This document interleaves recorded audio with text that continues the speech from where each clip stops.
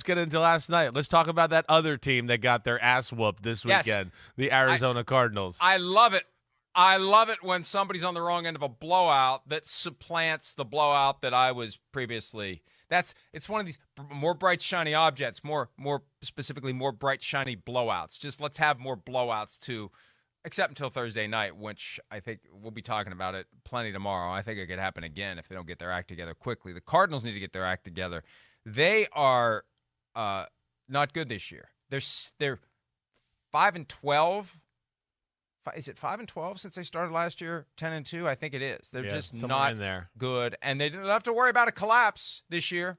Congratulations, Cliff can't finish. You couldn't start this year or finish, and they're at the point where they basically have to run the table, and even then, who knows? Can they? They're 4-7, right? The bye weeks messed me up. I think they're 4-7. Yeah, they are. You've won 4 games. You're not going to go 6-0. It's like the Packers the other night. Hey, we can win all 6. You've won 4 out of 11. How are you going to suddenly win 6? Now watch, they'll suddenly win 6. But the 49ers are becoming the team, Chris, that we've believed they can be. Although you did pick the Cardinals to cover, and for that I am very thankful. They are a team that can beat the crap out of you. Yes. And if they get everything clicking, they're unstoppable because they've got balance when everything's clicking. When Jimmy Garoppolo isn't shooting the team in the foot with some stupid-ass mistake that he's going to make at some point in the playoffs, but when it doesn't happen, you get 38-10 over a division rival. Yeah, I mean, we can sit here and talk about the Cardinals, and it's not good, and it hasn't been a good year. But I think what you're talking about, Mike, is the story of the night last night. We saw a team that I think put everybody on notice for the first time all year, where it was like, hey, no, we're not just going to win here. We're not just good.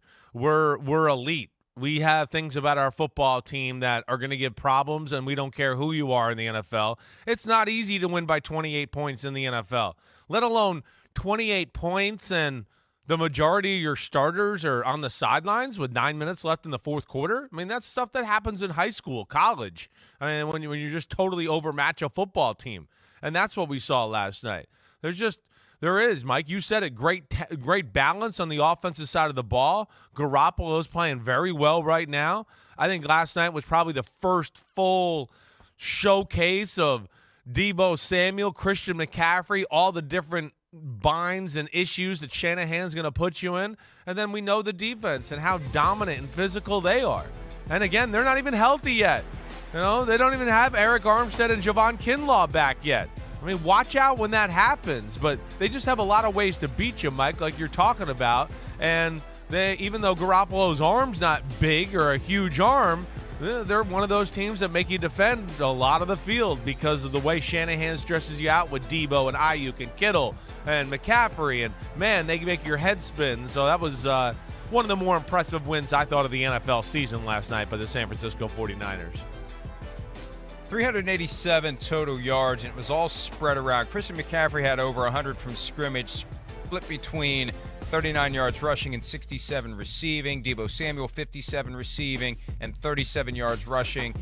They just make it happen. And George Kittle getting his opportunities. I think he was getting a little frustrated. He only had 4 catches, but he had 2 touchdowns. When you see Travis Kelce doing what he's doing, and we know the skills that George Kittle has, they just haven't been able to get him the ball. Brandon Ayuk adds a couple of touchdowns. It was a big night across the board for the 49ers, and it was a glimpse of what they can be as long as Jimmy Garoppolo is the good version of himself and Mr. Hyde doesn't come out and screw things up. But that's the thing, Chris, we've seen it so many times. It's not like we can just assume it's never going to happen. These teams that had these blowout wins, like Jerry Jones was talking about the Cowboys, this will be a Super Bowl team. Yeah, but that team isn't going to show up.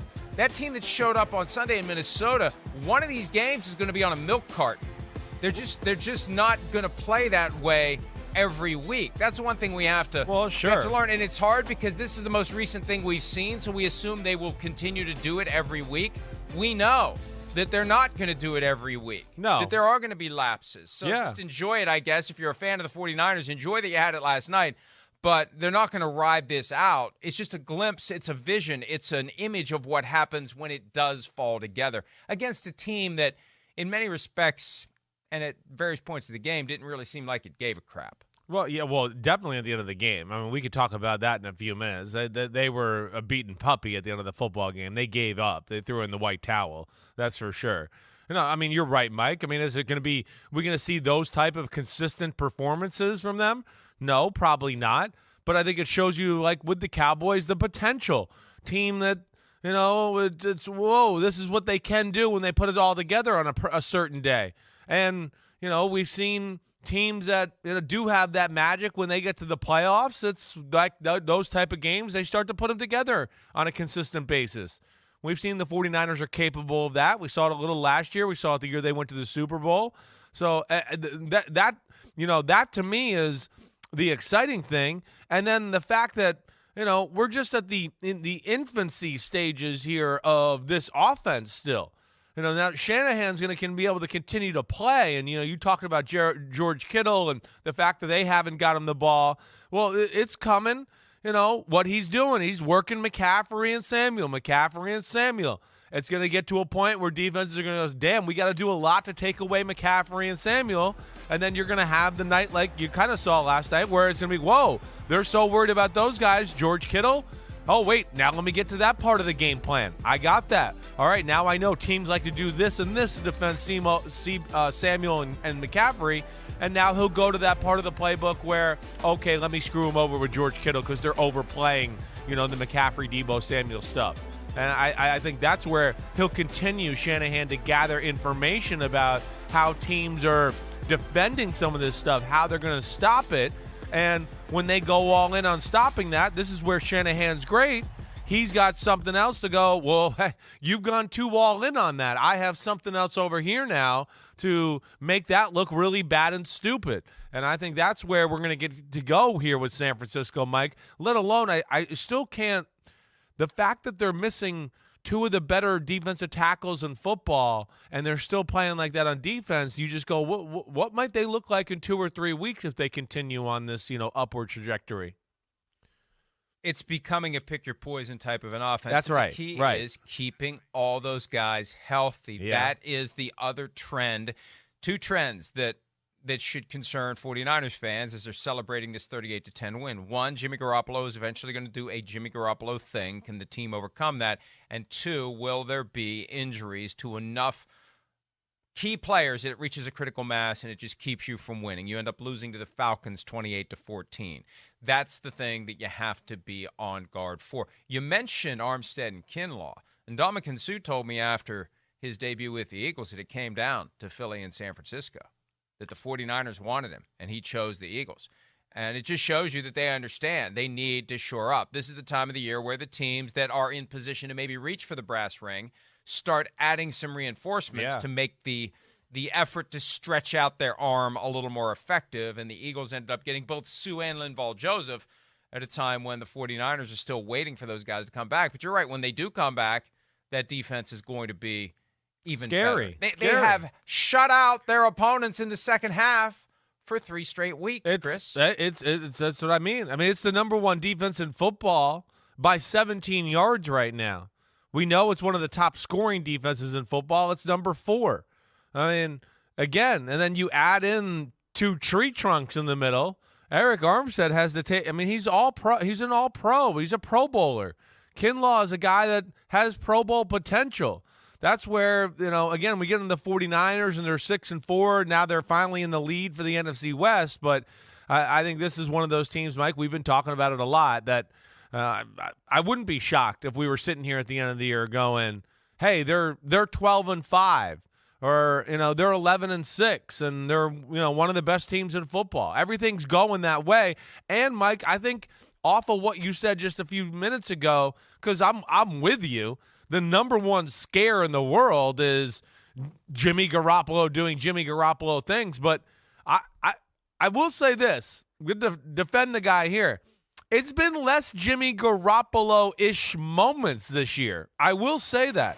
There's been less of the, wait, what the hell did he just do? We got that out of our system early in the Denver game a little bit, and when he was kind of getting back in the flow in those first 2 starts. But after that, it's been somewhat consistent. I got to say, it's been, I think, one of the better stretches of play that I can remember him having, with at least the whoa, he's making some plays and not doing things where you go, wait, did you just start playing last night or have you been playing for 10 years? This is crazy. And I think that is encouraging, too, about what we're seeing here the last few weeks from Jimmy Garoppolo. Because they didn't just totally dominate everybody with the run the last few weeks. They had to rely on him a little bit, and I think that's at least encouraging. He's on his A game, Mike. He's kind of like the long snapper of quarterbacks, wherein you don't notice him when he does his job well. You only notice him when he sails one over the head. Yeah, right. because he never comes out and makes a Josh Allen throw. No. He never comes out and makes a Patrick Mahomes play where he's running around hair on fire and then whizzes it sidearm to somebody. It's all very basic meat and potatoes, running the offense the way it's designed, like a robot, like the quarterback in the Madden game, and Kyle Shanahan is on the sideline with the controller making it happen. And we know that's what he always wants in his offense and his quarterback anyway. Here he is after the game, praising Jimmy Garoppolo for how he is currently running that Shanahan offense. I think Jimmy's doing a great job. I think Jimmy always has. When Jimmy's been healthy out there, we've had our guys around him. I think he plays at a very high level, and I think he did that today as good as he has. So we're very fortunate to have him.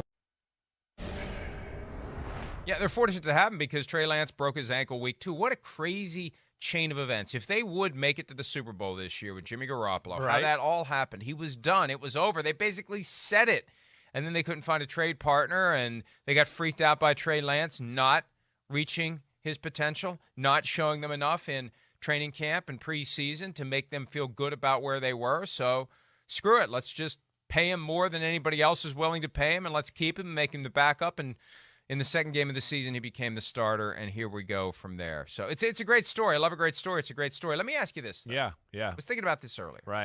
Right now, 49ers versus Seahawks, who would you take to win? I would take the 49ers. Now. Yeah. Okay.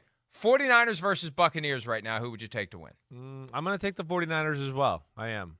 Yeah. Bucs are starting to look good, but not that good. I haven't seen them look like that team we saw last night yet. Your Giants right now. I'm definitely a rematch of the 1990 game when they were both 10-1. Who are you taking right now? I'm going to take the 49ers for sure. The 49ers are in another level of like a different class to me in talent than the New York Giants. So that's what I would say. And I love the Giants. I skipped over the Vikings because I don't want to give you the satisfaction. 49ers against the Cowboys right now. Based on what we saw from the Cowboys this weekend. That's a close one.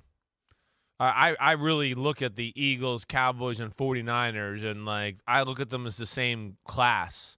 I'd probably take the 49ers. I would, but it would really make me think. It's a coin flip at this point. I don't feel totally comfortable. If you told me Armstead and Javon Kinlaw were playing and they were, had a game or two under the belt, I wouldn't. Right now. I know. I wouldn't hesitate, but I hesitate right now.